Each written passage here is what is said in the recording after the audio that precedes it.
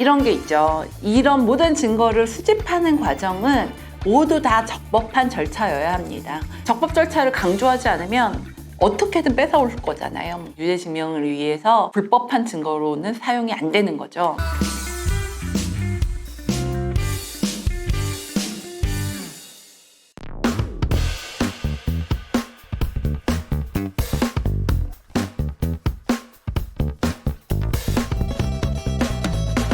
증거물은 이렇게 객관적으로 움직이기 어려운 무관적인 물건으로 있는 이런 증거물들은 증명력이 엄청나게 대단하잖아요. 대단하는데 이런 게 있죠. 이런 모든 증거를 수집하는 과정은 모두 다 적법한 절차여야 합니다.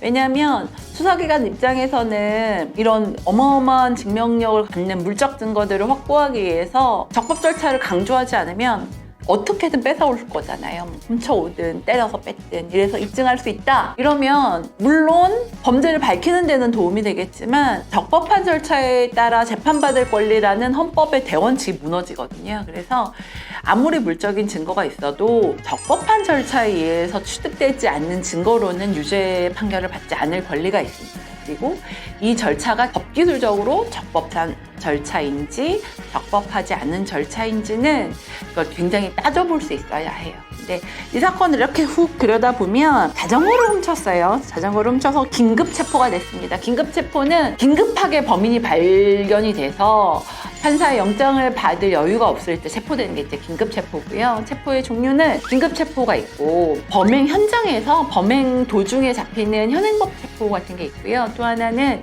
체포 영장을 받은 체포 영장의 체포가 있는데 이렇게 체포를 당하면 몸에 가지고 있는 범행의 도구 이런 거를 압수할 수 있어요. 압수할 수 있고 이 압수된 물건은 원래 물건을 압수하려면 이제 법원에서 압수수색 영장을 받아와야 되거든요. 근데 이렇게 체포할 때는 그 영장을 받을 수가 없으니까 물건을 압수한 후로 48시간 이내에 사후적으로 압수수색 영장을 받도록 되어 있거든요. 그래서 사후 압수수색 영장이 없으면 이 증거는 불법 증거가 되고 그 증거로 유죄 증명을 위해서 불법한 증거로는 사용이 안 되는 거죠. 그래서 이 사건은 다시 이렇게 들여다보면 긴급 체포가 됐고요. A씨는 잡혀가는 도중에 경찰한테 휴대폰 주고 비밀번호를 줬단 말이에요. 네, 구체적인 게 되게 중요해요.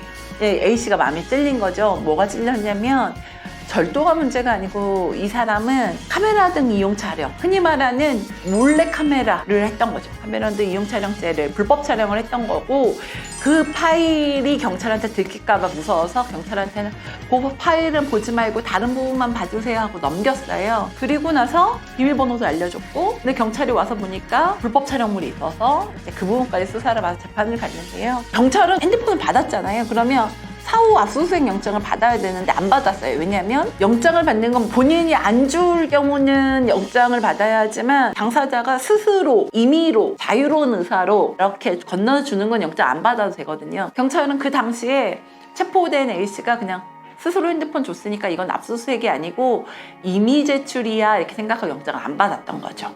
그래서 1심도 임의 제출물에서 이 영장이 나왔으니까 이거는 위법한 증거가 아니고 적법한 증거다 이렇게 생각을 하고 유죄 판결을 했어요. 여기까지 어떻게 된 건가 이렇게 생각하실 수 있는데 항소심 가서 이제 이게 붙은 거죠. 그래서 형사재판은 정말 디테일이 중요한데 A씨가 경찰한테 핸드폰을 자발적으로 준 건 맞아요. 봤는데 그 안에 있는 사진은 보지 말아주세요. 그러니까 겁나니까 이렇게 한번 말하고 줬단 말이에요.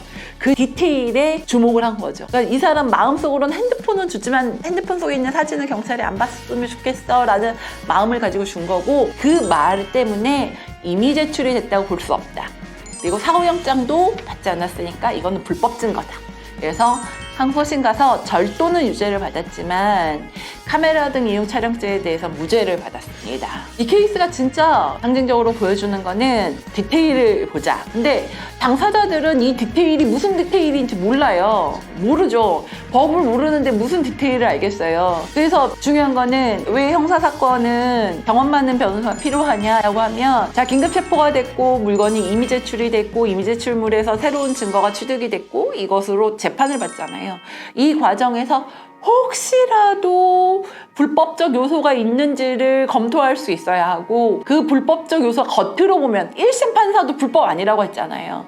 판사마저도 불법이 아니라고 했지만 불법으로 보이는 그 깨알 같은 디테일을 찾아낸 거잖아요. 항소심에서 그 디테일을 찾을 수 있는 변호사랑 얘기를 해보시는 게 정말 중요합니다. 그래서 이분은 카메라 등 이용 촬영죄를 저지른 건 맞지만 적법 절차에 의한 재판이라는 헌법의 대가치가 있기 때문에 그 절차를 지키지 않은 경찰 덕분에 무죄를 받았고, 이거는 그 디테일을 찾아낸 사실 변호사의 도움이었던 거죠. 그래서 이런 사건들을 이렇게 보시면 섣불리 포기하거나 쉽게 재판을 받지 마시고 상담을 잘 하셔라. 이번은 긴급 체포가 되거나 현행범 체포가 되면 너무 당황스러우실 거잖아요. 그러면 수사기관을 하자는 대로 따라하게 돼요. 예, 사람의 마음이라는 게 그렇습니다. 내가 막 지금 막 잡혔는데 경찰이 핸드폰 줘봐 이러면 아, 네 이렇게 하고 드리지 싫어요. 영장 갖고 오세요. 이렇게 할 수 없잖아요. 이게 사람들 마음이 이제 그런 상황에서 그렇게 대응하는 게 쉽지 않은데